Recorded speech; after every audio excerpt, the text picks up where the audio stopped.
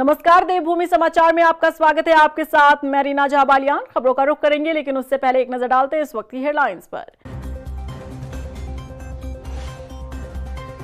Monsoon सत्र के पहले दिन पेश हुआ अनुपूरक बजट। सीएम धामी ने सदन के पटल पर रखा 5,315 करोड़ का बजट। बुधवार को होगी चर्चा।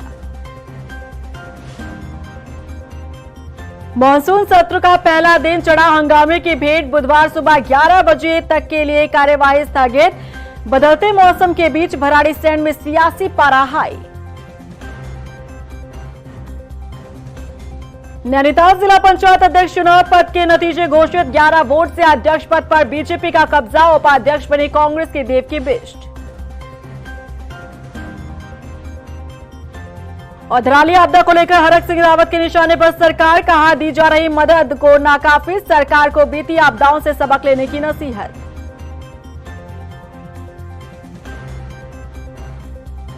और चलिए अब बुलेटिन की शुरुआत करते हैं बड़ी खबर के साथ। मॉनसून सत्र के पहले दिन पेश हुआ अनुपूरक बजट। सदन में 5,315 करोड़ का अनुपूरक बजट पेश हुआ। सीएम धामी ने सदन के पटल पर रखा बजट। बुधवार को सदन में होगी अनुपूरक बजट पर चर्चा।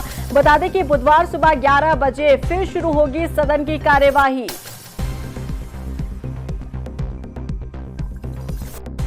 उत्तराखंड के मॉनसून सत्र की शुरुआत हंगामेदार हुई। सदन के बाहर और भीतर विपक्ष का जोरदार हंगामा देखने को मिला। पंचायत चुनाव में धांधली और कानून व्यवस्था पर चर्चा के लिए विपक्ष ने मांग उठाई। इस बीच विपक्ष के व्यवहार से विधानसभा अध्यक्ष रितु खंडूड़ी नाराज दिखी। देखिए रिपोर्ट। प्रॉपर्टी को नहीं तोड़िए, बहुत गलत बात है। प्रॉपर्टी मत तोड़िए, बहुत आपकी भी प्रॉपर्टी है, उत्तराखंड की प्रॉपर्टी है। उत्तराखंड विधानसभा के मॉनसून सत्र की शुरुआत हंगामेदार हुई।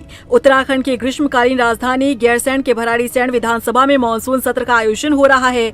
सत्र के पहले ही दिन सदन के भीतर गहमा-गहमी का माहौल देखने को मिला। कार्यवाही से पहले ही सदन के बाहर विपक्ष के नेताओं ने जोरदार प्रदर्शन किया। हाथ में पोस्टर बैनर्स लिए सत्ता पक्ष पर निशाना साधा। वहीं सदन के भीतर पूरा प्रश्नकाल प्रदेश में पंचायत चुनाव में कथित धांधली और बिगड़ती कानून व्यवस्था के मुद्दे पर तत्काल चर्चा कराए जाने की मांग पर अड़े मुख्य विपक्षी दल कांग्रेस के सदस्यों के शोर शराबे की भेंट चढ़ गया। नारेबाजी और हंगामे के बीच कांग्रेस सदस्यों ने विधानसभा सचिव की मेज तक पलट दी, जिसके कारण सदन की कार्यवाही बार-बार स्थगित करनी पड़ी। प्रॉपर्टी मत तोड़िए, बहुत आपकी भी प्रॉपर्टी है, उत्तराखंड की प्रॉपर्टी है, उत्तराखंड की जनता की प्रॉपर्टी है। आप मत तोड़िए उसको मत तोड़िए। उत्तराखंड की जनता के पैसे से सदन है, जनता के पैसे से बना हुआ सदन है। नहीं, गलत बात। बता दें कि सुबह 11 बजे जैसे ही सदन की कार्यवाही शुरू हुई, विधानसभा में नेता प्रतिपक्ष यशपाल आर्य और कांग्रेस विधायक प्रीतम सिंह ने प्रश्नकाल स्थगित कर पंचायत चुनाव में कथित धांधली और बिगड़ती कानून व्यवस्था के मुद्दे पर नियम 310 के तहत तत्काल चर्चा कराए जाने की मांग की। विपक्ष के अन्य सदस्यों ने भी इसका समर्थन किया और नारेबाजी करते हुए विधानसभा अध्यक्ष रितु खंडूड़ी भूषण के आसन के सामने आ खड़े हुए। विधानसभा अध्यक्ष ने विपक्षी सदस्यों से अपने स्थान पर बैठने का आग्रह भी किया। सुन लीजिए, आप अपनी बात आप कह चुके हैं। 3 घंटे से अपनी बात कह चुके हैं। आप कह चुके हैं अपनी बात 3 घंटे से। अब उनका जो सवाल है नियम। मुख्यमंत्री पुष्कर सिंह धामी ने विपक्षी विधायकों द्वारा सदन में किए गए हंगामे पर प्रतिक्रिया दी। उन्होंने कहा कि विपक्ष विधानसभा लोकसभा निकाय चुनाव के बाद अब पंचायत चुनाव में मिली हार की खींच सदन के कामकाज पर उतार रहा है। जो भी सदन में हुआ वो बहुत ही दुर्भाग्यपूर्ण है। और चूंकि इस मानसून के समय में, आपदा के समय में ये विचार हुआ कि सदन भराड़ीसैंण गैरसैंण में चले, जो हमारी एक संभावनाओं का केंद्र है, भावनाओं का केंद्र है।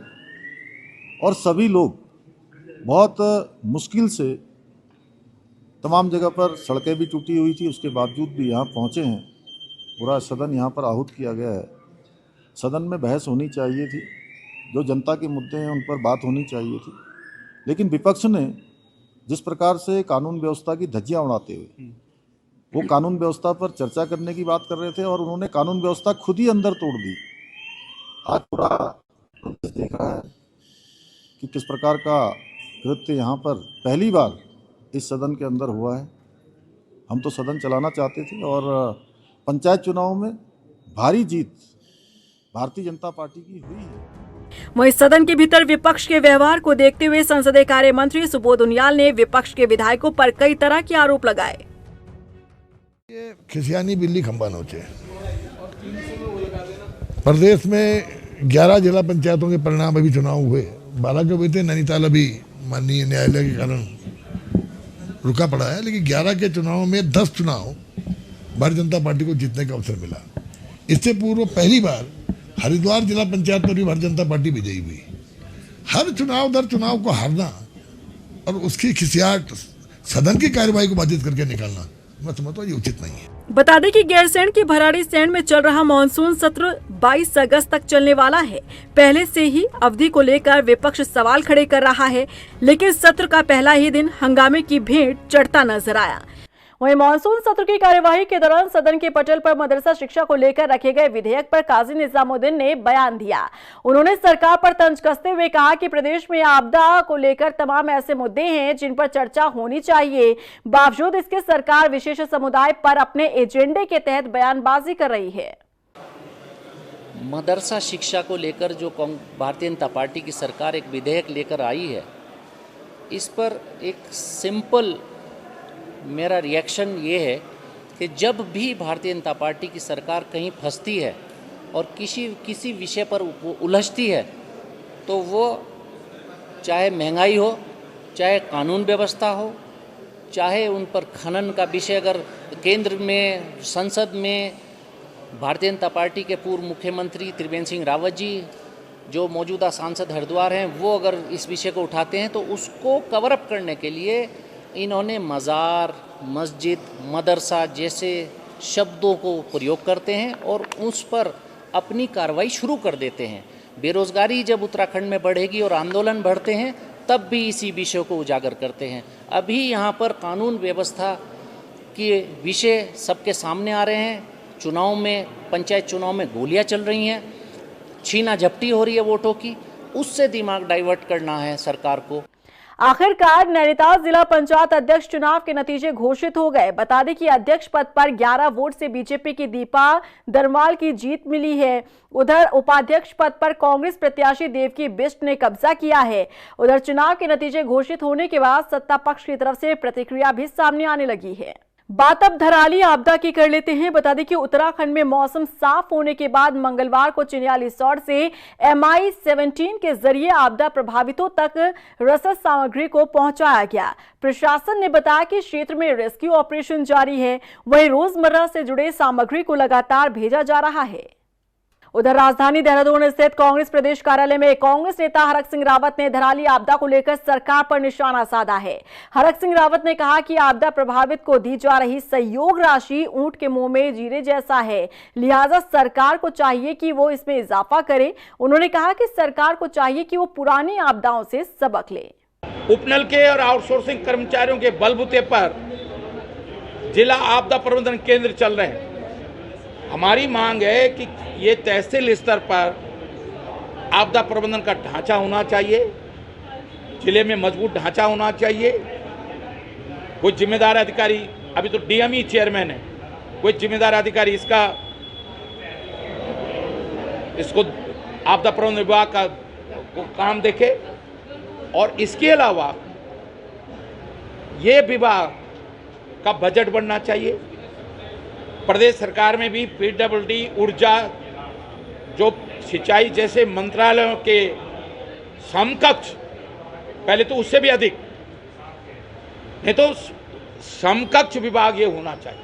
नई टिहरी की कोटी कॉलोनी में जिलाधिकारी निकिता खंडेलवाल ने 14 दिवसीय महिला basic white water kayaking course का शुभारंभ किया।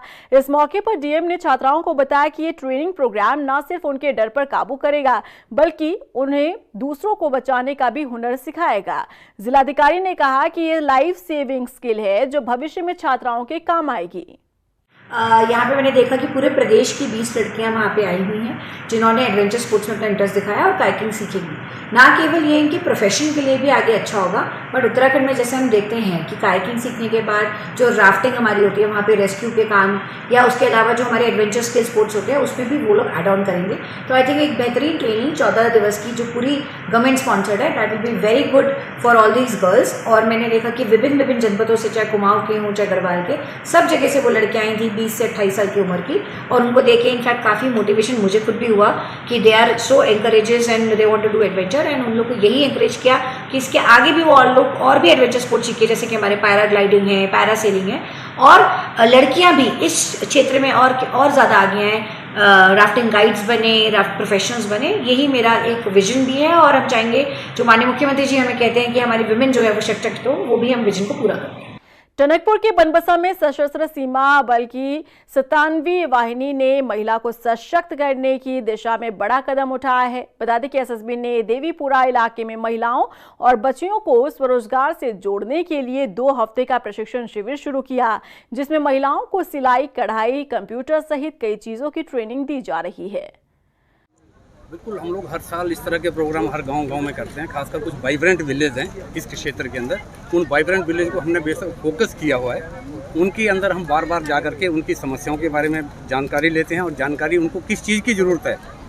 जैसे इनकी तरफ से पॉइंट आया था कि ब्यूटिशियन ट्रेनिंग हमको दी जाए, तो हमने इस गाँव के अंदर ब्यूटिशियन ट्रेनिंग का वो काम शुरू किया है। नमस्कार, मेरा नाम पुष्पा कुमारी है। मेरे गाँव का नाम देवीपुरा मझगाँव है और एसएसबी द्वारा ये हमारे लिए जो निरीक्षण किया गया है ये हमारे लिए बहुत फ़ायदेमंद है और इससे हम आत्मनिर्भर बन सकते हैं और इससे ये हमारा रोजगार बन सकता है।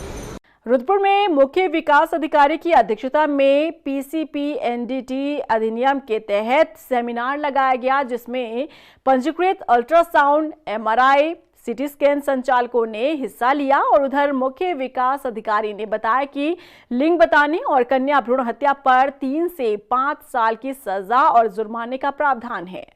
लोगों ने लगभग सभी को कोशिश की है कि कुछ ना कुछ इसमें सोल्यूशन की तरफ जाएं। कुछ मौके पे ही निस्तारित की गई, लगभग 40 शिकायतें ऐसी थी जो उनको मौके पर निस्तारित किए गए। और कोशिश यही है कि सब हम लोग, क्योंकि अब एक नई सरकार यहाँ पे चुनकर आई है और उनमें काफ़ी उत्साह है। कहीं ना कहीं मुझे लगता है कि जो दूरगामी, जैसे हमारा जसपुर नगरीय पेयजल योजना है, उसका सुदृढ़ीकरण की आवश्यकता है और सभी जनप्रतिनिधियों द्वारा भी काफ़ी ऐसे विषय उठाए गए जो हमें लगता है शासन या प्रशासन के रुद्रपुर से भी हमको कार्रवाई की आवश्यकता है। बाजपुर में पुलिस ने ऑपरेशन कालनेमी के तहत शातिर तांत्रिक को गिरफ्तार किया है। पुलिस की माने तो आरोपी ने झाड़ फूक और इलाज के नाम पर न सिर्फ लोगों को ठगने का काम किया, बल्कि 2 सगी बहनों का शारीरिक और मानसिक शोषण भी किया। बता दें कि पीड़ित परिवार की शिकायत पर पुलिस अब मामले की जांच कर रही है। उधम सिंह नगर जनपद में 150 से अधिक ढोंगी पीर फकीरों के विरुद्ध वैधानिक कार्रवाई की गई। इसी क्रम में कल बाजपुर थाना क्षेत्र में एक ढोंगी पीर फकीर महमूद को गिरफ्तार किया गया, जो भोले भाले लोगों को जादू टोने के भ्रम में फंसाकर उनका इलाज करने या धन दिलाने का लालच देता था और महिलाओं का शारीरिक व आर्थिक शोषण करता था। महमूद ने कई हिंदू नाम भी समय समय पर बदल कर रखे थे और स्वयं को काली का भक्त बताता था। महमूद पर पोक्सो एक्ट के तहत अपराध पंजीकृत कर आज उसे न्यायालय के समक्ष प्रस्तुत किया जा रहा है।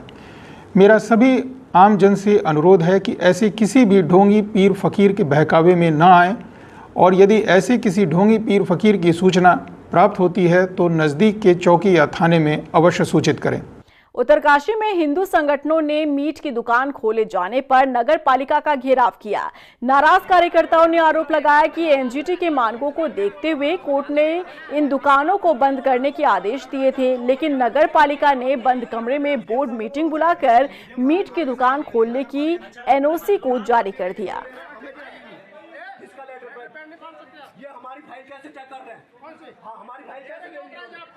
तो हमारा कहने का मतलब ये है कि जो भी हमारी धार्मिक नगरी में उत्तरकाशी में अवैध रूप से हो या वैध रूप से, केवल जो धार्मिक नगरी है 80 और बरुणा के बीच में, हमारी यही मांग है और हमने यही जो है आपत्ति यहाँ पर दर्ज कराई है कि यहाँ जो है मीट, मांस और जो है अवैध रूप से शराब की जो दुकान है उसको किनारे किया जाए, ताकि जो बाहर से आने वाले जो यात्री हैं, जो इस धर्म नगरी को पूजते हैं, माँ गंगा को पूजते हैं, यहीं से गंगोत्री जाते हैं और साक्षात काशी विश्वनाथ भगवान है यहाँ पर, तो आप लोग जो है इसको बंद कराएं।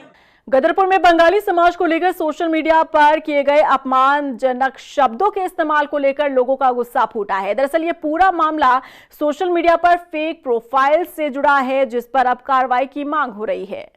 हमारे यहाँ तो गूलर भोज का जो प्रकरण है वो मैं आपको बताता हूँ। गूलर भोज का अपने एक आईडी चलाते हैं गूलर भोज वाले महान लोग। उस आईडी पे कुछ हमारे बंग बंधुओं के लिए उस फर्जी आईडी वाले ने मूर्ति एक लगी है सुभाष चंद्र बोस जी की, तो वो कहीं फर्जी मूर्ति लग रही है, उनका चेहरा नहीं मिलता है। तो उसके विषय में कुछ ने टॉकिंग करी हुई, तो गूलर भोज समाज के जो है महान लोग जो जिन्होंने ये आईडी चला रखी है, उन्होंने लिखा है कि तुम सालों वाकई सम्मान के लायक नहीं हो। आपको प्रकरण भी पता चल गया होगा, पहले कईयों ने बोल दिया तो मुझे बोलने की आवश्यकता नहीं है, लेकिन ऐसा प्रतीत होता है। इसके लिए आज हमने ना फिर चौकी में एक रिपोर्ट दर्ज कराई है, और ये गूलर भोज वाले जो महान लोग हैं, इन्होंने कई लोगों को उल्टा सीधा बोला, पर्सनल अटैक कर रहा है ये आईडी का। इसके क्रम में ही ये है कि यहाँ पे सबको बताया जाए। ऐसे विपक्ष के लोग फर्जी आईडी बना करके, फर्जी फेसबुक आईडी, गूलर भोज के महान लोग फर्जी आईडी बना करके मुझे बदनाम करने की नीयत से, जिन्होंने हमारे नेताजी सुभाष चंद्र बोस, हमारे बंगाली समाज का अपमान किया है, जो हमारे देश के लिए शहीद हो गए नेताजी सुभाष चंद्र बोस जी का अपमान किया है, उनके खिलाफ गलत टिप्पणी की है। मैं चाहूँगा, पुलिस चौकी में रिपोर्ट दी है और अभी मैं कप्तान साहब से भी मिलूंगा, डीएम साहब से भी मिलूंगा, और मैं मांग करता हूं कि ऐसे व्यक्ति की, जो विपक्ष के लोग हैं, कौन विपक्ष का आदमी है वो, उनकी जो है किस मोबाइल से किस नंबर से ये कमेंट हुआ है उसकी जांच की जाए। बाजपुर में स्थानीय लोग आवारा कुत्तों के हमले से परेशान हैं। आलम यह है कि क्षेत्र में एक ही दिन में 60 से ज्यादा कुत्ते के काटने के मामले सामने आए हैं। बता दें कि ये तमाम मामले सामने आने के बाद स्थानीय प्रशासन में हड़कंप मचा हुआ है और उधर अधिकारी भी चिंतित नजर आ रहे हैं। आज अभी तक जो है 60 मरीज आ चुके हैं जो कुत्ते काटे वाले हैं, और मतलब हमारे 60 लग चुके हैं और अभी आने की संभावना है। अब आवारा कुत्ते हैं, हो सकता है कोई कुत्ता पागल हो गया होगा फील्ड में, क्योंकि जब वो पागल हो जाता है तो वो एक साथ उसको पता ही नहीं चलता, जो सामने दिख गया उसे काट लेता है। जी, अभी कुछ दिन पहले भी मेरे संज्ञान में ये बात आई थी कि क्षेत्र में जो कुत्ते द्वारा व्यक्तियों को हमला किए जाने की घटनाएं हैं वो हो रही हैं। इसके क्रम में तत्काल तीनों ईओस को और जिला पंचायत को निर्देशित किया गया था, क्योंकि बाजपुर क्षेत्र में अभी कुत्तों के लिए कोई शेल्टर हाउस नहीं है, तो प्राइवेट संस्थाओं से इस संबंध में बात की जा रही है कि जो हम ये कुत्ते पकड़ेंगे उनको हम किसी शेल्टर में रख सकें। लालकुआं रेलवे स्टेशन पर चहलकदमी करते नजर आए बारहसिंगा का वन विभाग ने रेस्क्यू किया है। जानकारी के मुताबिक बारहसिंगा को जीआरपी चौकी के पास देखा गया था। वहां तैनात जवानों ने इसकी सूचना वन विभाग को दी थी। वन विभाग ने करीब 5 घंटे की कड़ी मशक्कत के बाद बारहसिंगा को ट्रैकुलाइज किया। यहाँ पर स्टेशन में जनता देख रही है, जनता यहाँ से रेलवे स्टेशन द्वारा सूचना दी गई।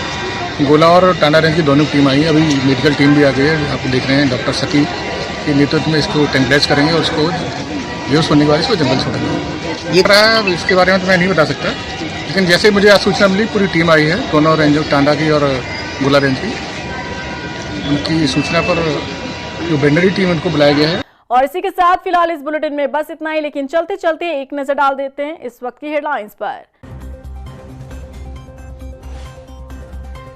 मॉनसून सत्र के पहले दिन पेश हुआ अनुपूरक बजट। सीएम धामी ने सदन के पटल पर रखा 5,315 करोड़ का बजट। बुधवार को होगी चर्चा। मॉनसून सत्र का पहला दिन चढ़ा हंगामे की भेंट। बुधवार सुबह 11 बजे तक के लिए कार्यवाही स्थगित। बदलते मौसम के बीच भराड़ीसैंण में सियासी पारा हाई।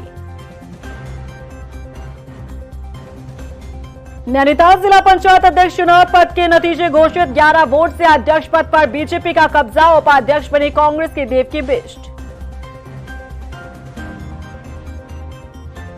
और धराली आपदा को लेकर हरक सिंह रावत के निशाने पर सरकार। कहा दी जा रही मदद को नाकाफी। सरकार को बीती आपदाओं से सबक लेने की नसीहत।